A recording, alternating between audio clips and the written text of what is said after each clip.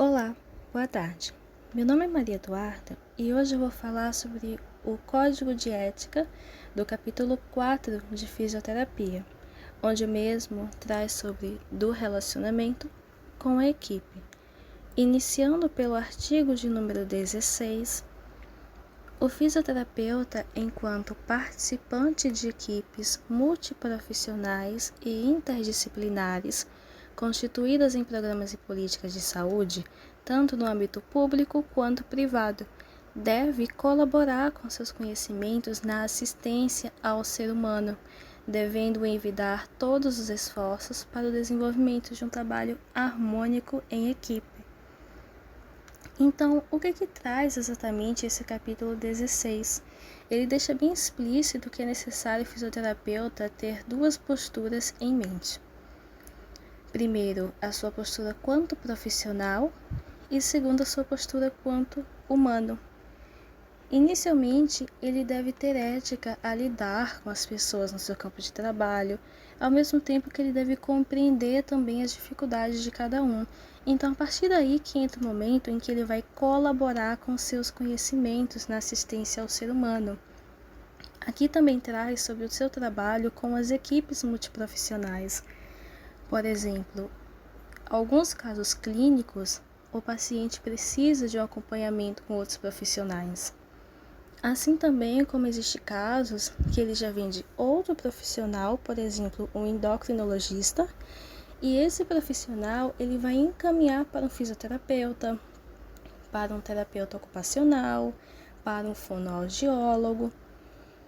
E é nesse momento que o fisioterapeuta atuante vai colaborar com os seus conhecimentos, com a sua didática, avaliando o caso clínico do paciente e como ele pode agir na intervenção fisioterapêutica para auxiliar aquele outro profissional de saúde, para que assim seja solucionado o caso do paciente. Independente do local, isso vem dizendo no artigo também. Então, seja um setor público, em um OBS, em um hospital público, o tratamento deve ser o mesmo que um âmbito privado, como um hospital particular, clínicas próprias. A forma de tratamento com os seus colaboradores, com a sua coordenação, com seus colegas de trabalho, funcionários e clientes, ela deve ser a mesma. A postura que você vai manter com cada um, ela será a mesma, porque é sobre exatamente isso que traz o código de ética, é o bom relacionamento com a equipe. É você conseguir se relacionar de uma maneira mais harmoniosa possível com os seus colegas de trabalho, com o seu paciente, para que a solução chegue logo diante do caso. Então, por conta disso, ele vem pedindo que é necessário a colaboração tanto com os conhecimentos na assistência, tanto também a sua colaboração nos esforços para o desenvolvimento de harmonia no setor do trabalho. A partir daí, vamos passar agora para o artigo de número 17. O artigo 17 do Código de Ética diz que é dever fundamental do fisioterapeuta incentivar o pessoal sob a sua direção, a coordenação, a supervisão e a orientação, para que assim possam buscar uma qualificação contínua. Então, o que seria essa qualificação? Cursos, projetos de extensão. É muito importante essa assistência dada pelo fisioterapeuta, o incentivo aos seus colegas de equipe, porque assim essas pessoas vão poder ter um conhecimento maior sobre as práticas e assim também vão conseguir ter a sua autonomia. Claro que com uma qualificação contínua, um curso de especialização que seja mais focado em uma área específica, vai ajudar bastante aquelas pessoas a buscarem também a sua autonomia profissional, ao mesmo tempo realizando algo em que vão estar gostando. Então, o apoio do fisioterapeuta às pessoas que estão no seu trabalho, às pessoas que estão sob sua direção, é de suma importância, principalmente em benefício daquele cliente, do paciente e do desenvolvimento da profissão. O artigo 18 traz que a responsabilidade do fisioterapeuta por erro cometido em sua atuação profissional não é diminuída. Então, quando o fisioterapeuta age de maneira inadimplente, seja com o COFITO ou com o seu local de trabalho, com sua atuação como fisioterapeuta, sua responsabilidade não é diminuída. Então, isso se traz também quando o erro é cometido na coletividade de uma instituição, de uma equipe, principalmente aqui se dá nos casos de trabalho com a equipe multiprofissional. Existem casos em que um profissional ele vai te passar um paciente para você trazer o diagnóstico, fazer o acompanhamento. Você não pode simplesmente liberar esse paciente sem falar com o outro profissional, sem passar o caso clínico ou dar um diagnóstico prévio antes de fazer os exames, fazer o acompanhamento, fazer a consulta, fazer a prevenção, se necessário, fazer a reabilitação desse paciente. Assim como também é muito importante você passar para o seu paciente o que está sendo feito, o que é que ele tem, explicar. É algo muito antiético você estar ali consultando o seu paciente e não explicar para ele o que está acontecendo, não explicar o que está fazendo, não explicar o que vai fazer após o diagnóstico, não explicar o que essa pessoa tem, porque acontece em muitos casos em que a explicação é muito rasa. Então o paciente ele fica sem saber exatamente o que está acontecendo e muitas vezes ele acaba deixando isso de lado por conta dessa atitude do profissional. Então, mesmo que ele tenha cometido um erro somente em sua atuação profissional, ou quando esse erro é cometido no coletivo, a culpa não será diminuída. Então, será apurado na medida da sua culpabilidade. Quanto de culpa esse fisioterapeuta tem? Quanto de culpa o outro profissional tem nessa situação? Vamos agora ao artigo 19. O fisioterapeuta deve reprovar. Ele deve reprovar quem? Quem estiver fazendo o quê? Quem infringir postulado ético ou dispositivo legal. Então, o que seria? Ele deve reprovar as pessoas que estiverem fazendo erros, estiverem cometendo erros em relação ao que diz respeito do que pode e o que não pode ser feito no Código de Ética. E deve representar isso ao Conselho Regional e Federal de Fisioterapia e Terapia Ocupacional, o COFITO. Então, se o fisioterapeuta ele sabe que um profissional, seja da área de fisioterapia ou de terapia ocupacional, está agindo de forma inadimplente com o que diz respeito ao Código de Ética, ele deve comunicar aos membros do Conselho Regional e Federal, como previsto no Código de Processo Ético Disciplinar, e quando for o caso, principalmente em casos maiores, aos demais órgãos competentes. Até porque, se o fisioterapeuta perceber alguma coisa que está errado, que não vai de acordo com o código de ética que está sendo cometido por outro profissional, ele deve comunicar. Por quê? Porque se o fisioterapeuta não fizer isso, ele vai estar de uma maneira indireta aceitando o erro do outro, colaborando com o erro do outro. Então, o que não seria culpa dele já se toma como uma parcela de culpa, justamente por não ter reprovado o comportamento inadequado do outro profissional. No artigo 20, ele traz uma questão que é muito moral. O fisioterapeuta, ao participar de eventos culturais, científicos e políticos, seja com colegas ou outros profissionais, ele deve ser respeitoso e cordial para com os participantes. Por que é uma questão moral? Porque tudo isso que envolve a ciência, a cultura e a política são coisas que não nasceram para ser discutidas, para ser motivos de discussão. Então, é algo que se diz muito a respeito de opinião pública. Então, nesse caso, o fisioterapeuta, ele deve evitar qualquer referência que possa ofender a reputação moral, científica e política dos mesmos. porque muitas vezes algo é infligido nesse momento, na participação de eventos culturais, científicos, políticos e também as questões que têm um cunho religioso. Então é extremamente necessário o respeito e a cordialidade para com os seus participantes. No artigo 21, diz que o fisioterapeuta deve tratar os colegas, membros e não membros da equipe de saúde e outros profissionais com respeito, com igualdade, de igual para igual. Independente do cargo, todos devem ser tratados com cordialidade, com urbanidade, seja verbalmente, por escrito ou por via eletrônica, não prescindindo de igual tratamento de suas prerrogativas. Então, o respeito deve ser mútuo, seja com seus funcionários, com os colegas de trabalho, com os profissionais de outras áreas da saúde, com os seus pacientes. A postura que você passar para um, você deve passar para os outros membros também. Até porque é uma questão de ética, não só segundo o código de ética, mas uma questão que é moral. É o tratamento de forma igualitária, de forma humana. E também, nesse caso, de forma profissional.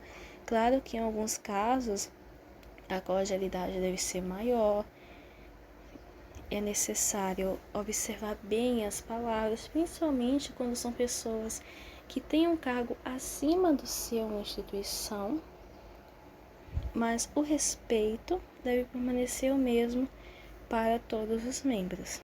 E aqui chegamos no artigo de número 22, onde diz que o fisioterapeuta solicitado para cooperar em diagnóstico ou orientar em tratamento considera o cliente-paciente como permanecendo sob os cuidados do solicitante. Então, o que seria isso? O fisioterapeuta é chamado para colaborar em um caso clínico que é necessário acompanhamento multiprofissional. Como exemplo, vamos supor que um profissional da área da nutrição precisa que seu paciente faça uma avaliação com o fisioterapeuta por conta de, nos seus exames, ter dado uma possível alteração em algum órgão do corpo ou alguma coisa que pode ter dado como anormal em seus exames que pode prejudicar suas funções. Então, a partir daí, ele vai passar isso para o fisioterapeuta. O fisioterapeuta, em hipótese alguma, ele não pode dispensar o paciente do caso. Claro que ele vai avaliar, fazer o diagnóstico, fazer a prevenção, fazer a promoção da saúde e qualidade de vida desse paciente, mas em hipótese alguma, ele não pode chegar para o paciente e dizer: você está dispensado dos cuidados médicos. Claro que ele pode sim dar alta para aquele paciente na ala de fisioterapia. Ele pode iniciar e finalizar o tratamento fisioterapêutico, mas ele não pode liberar o paciente da ala nutricional sem o solicitante ter visto o rendimento daquela pessoa, já que foi o solicitante que enviou esse caso clínico. Esse é o caso do nutricionista. Então, ele não pode tomar esse caso do outro profissional. Deve ser encaminhado novamente, mesmo que ele dê alta para o paciente na ala fisioterapêutica, deve encaminhar novamente o paciente para os cuidados do solicitante. O artigo 23 diz que o fisioterapeuta que solicita para cliente, paciente ou usuário sob sua assistência ou serviços especializados de colega não deve indicar este conduta profissional. Então, o que significa? Você passar o seu paciente para algum colega de trabalho de fisioterapia. Você não deve chegar para o seu colega de trabalho e dizer: olha, estou te passando esse paciente e eu preciso que você faça essa terapia, faça isso e isso com ele. Isso está errado. Porque o seu colega de trabalho, ele vai avaliar de uma forma diferente, ele vai avaliar o caso clínico da forma dele. E a partir daí, vai ver como será a sua conduta profissional. É errado da parte do fisioterapeuta solicitante passar aquilo que ele deseja que o outro faça como se ele estivesse realizando o tratamento.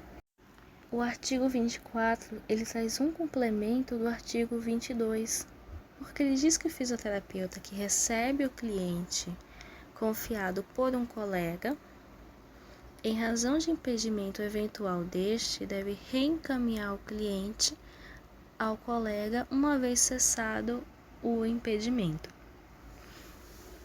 Então, foi o que eu falei a respeito da conduta nutricional, na aula nutricional. Se o fisioterapeuta ele recebe esse paciente por outro profissional, ele vai fazer o tratamento, vai fazer o diagnóstico de acordo com os tratamentos fisioterapêuticos. Após cessar o tratamento, ele vai encaminhar novamente o paciente para o solicitante, que pode ter sido um nutricionista, um fonoaudiólogo, um endocrinologista, clínico geral, terapeuta ocupacional, psicólogo. Então, ele vai encaminhar novamente o paciente para o solicitante, para que assim ele possa dar continuidade ao seu tratamento que fazia antes, com outro profissional de outra área, ou cessar o tratamento, se for o caso de já receber a alta do solicitante. No último artigo de número 25, ainda no capítulo 4, traz o que é proibido ao fisioterapeuta na sua atuação profissional. Primeiro, concorrer a qualquer título para que outrem pratique crime contra a versão penal ou ato que infrinja postulado ético profissional. Então, aqui seria o fisioterapeuta concorrer a cargos altos para beneficiar outras pessoas, sem dar a chance aos outros. E isso pode infringir o postulado ético profissional. Então, por conta disso, é proibido que o fisioterapeuta concorra a qualquer título para que outras pessoas acabem cometendo crimes sendo encobertos por esse fisioterapeuta que estará em um cargo alto. O segundo traz que pleitar cargo, função ou emprego ocupado por colega, bem como praticar ato que importe em concorrência desleal ou acarrete danos ao desempenho profissional de colega ou aos legítimos interesses da profissão. Esse é o segundo termo que fala que é proibido ao fisioterapeuta. Então, ele não pode pleitar um cargo ou uma função que já é ocupado como um colega, assim como praticar algum ato que coloque em alguma concorrência desleal, como, por exemplo, difamar o trabalho de um colega em uma rede social, ou até mesmo para os seus pacientes, como, por exemplo, aquela pessoa não faz bem, o trabalho dela não é bom, sendo que a pessoa trabalha de acordo com a lei, de acordo com o código de ética. Então, infringir o trabalho daquela pessoa, difamar aquela pessoa a favor do seu, está como proibido na atuação fisioterapêutica. Aqui também diz que usar da sua posição hierárquica para induzir ou persuadir os seus colegas subordinados a executar condutas ou atos que firam princípios éticos ou sua autonomia profissional.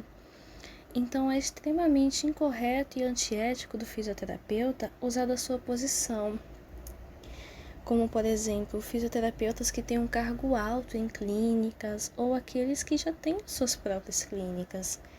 Eles não podem usar desse cargo, usar desse poder para induzir com que os seus colegas executem condutas ou atos que podem tirar os seus princípios éticos ou sua autonomia profissional.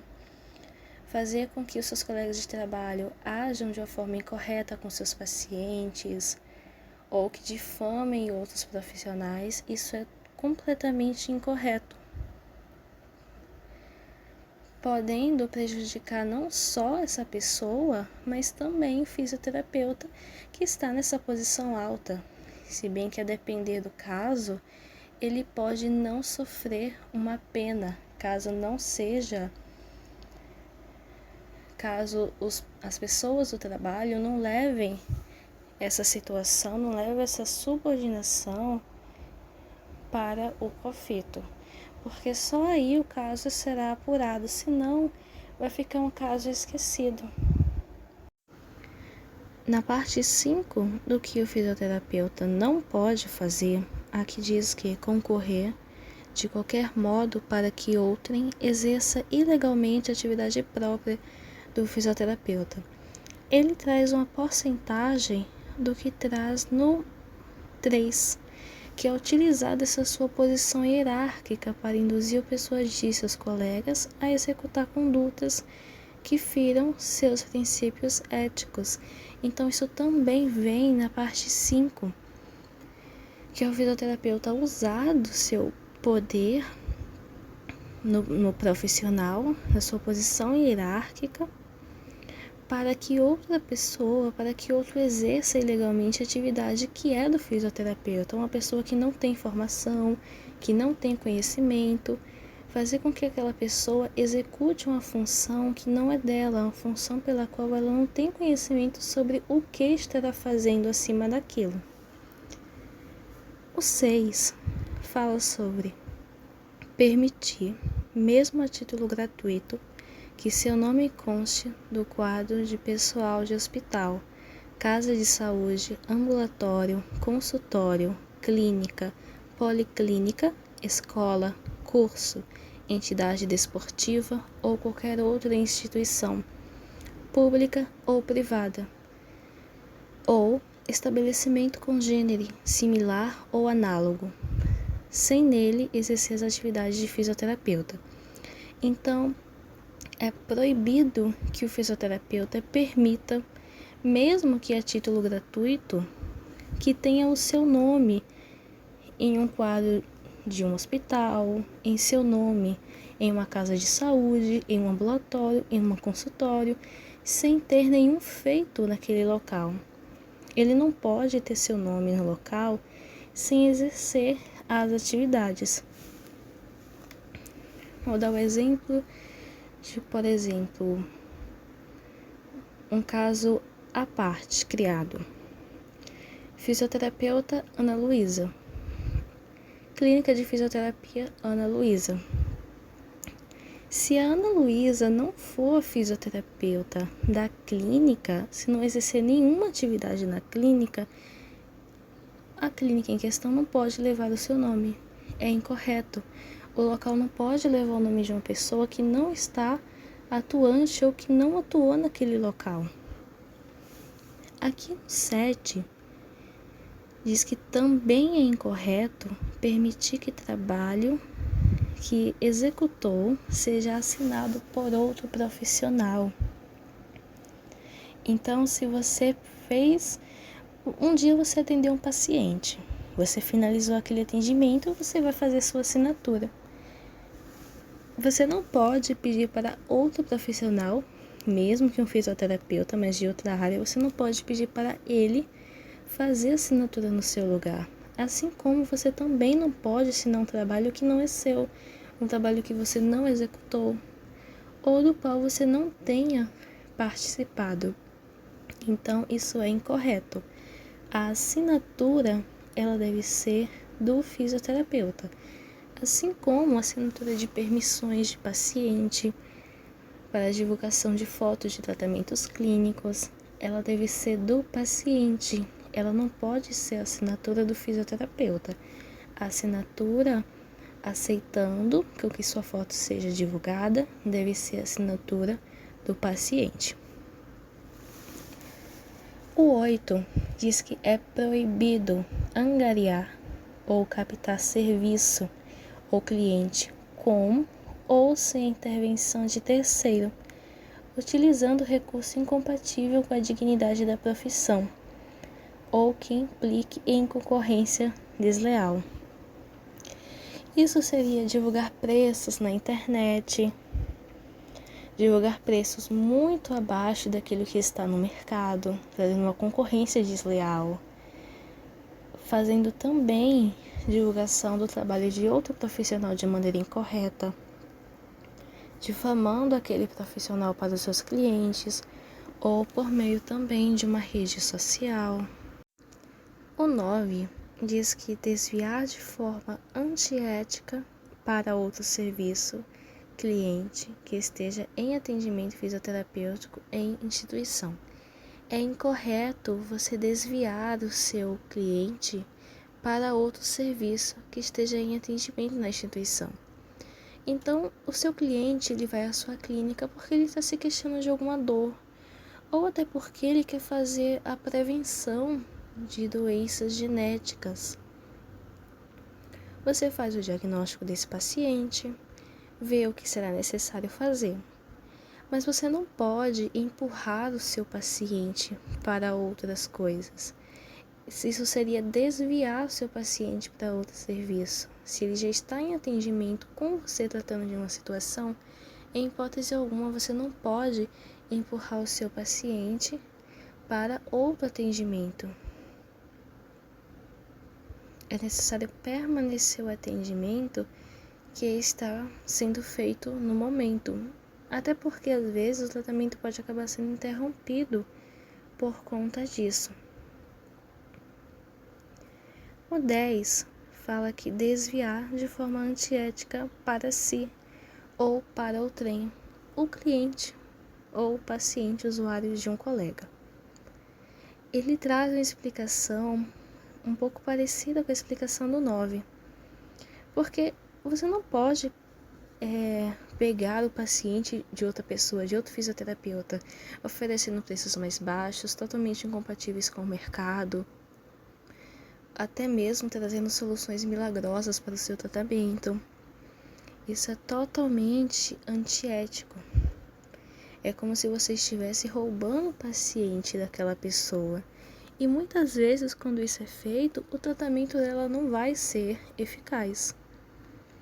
O 11, ele diz que atender a cliente, paciente ou usuário que saiba estar em tratamento com o colega, ressalvadas as seguintes hipóteses: somente se for a pedido do colega, em casos de indubitável urgência e quando procurado espontaneamente pelo cliente.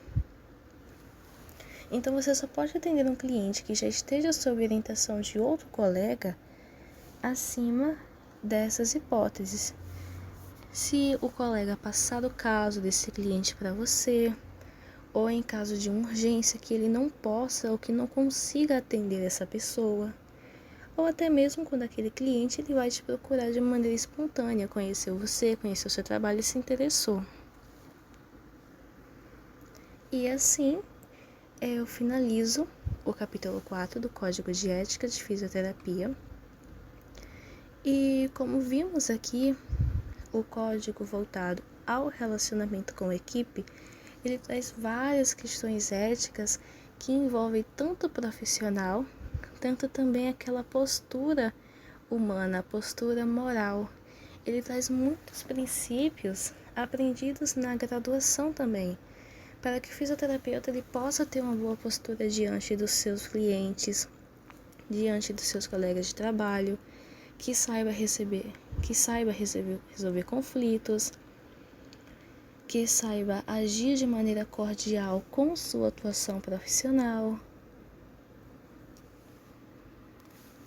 e que, acima de tudo, possa oferecer o melhor do seu serviço, oferecer o melhor de si, para que aquela pessoa goste do seu trabalho, para que aquela pessoa sinta satisfação de trabalhar com você.